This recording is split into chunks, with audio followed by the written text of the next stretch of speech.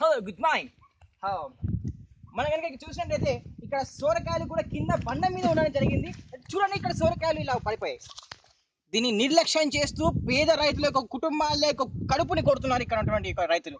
కాబట్టి చూడండి, మీరు ఇక్కడ ఇలాగ చిన్న చిన్న సోరకాయలు, చాలా సోరకాయలు మీరు జూమ్ చేసుకుంటే ఇక్కడ కెమెరామెన్ గారు ఇక్కడ ఇలా జూమ్ చేసుకున్నట్టయితే ఇక్కడ పురుగులు ఉన్నాయి, అలాగే ఇక్కడ కాయలు కూడా ఉన్నాయి. అయితే చాలా సోరకాయలు కూడా ఉన్నాయి ఇక్కడ. అయితే ఈ సోరకాయలు తినడం వల్ల మనిషికి ఎలాంటి పోషక ఆహారాలు కలుగుతాయో మనం ఇక్కడ ఉన్నటువంటి ఒక రైతుని కూడా అడిగి తెలుసుకుందాం.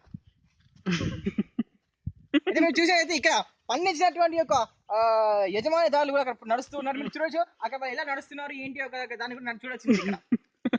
అయితే ఈ చెట్టు నిజమా అబద్ధమా మీరు చూసినట్టయితే లోపల ఉన్నటువంటి సోరకాయ పండింది కాబట్టి ఇది నిజమైన చెట్టే అని మీరు గ్రహించవచ్చు.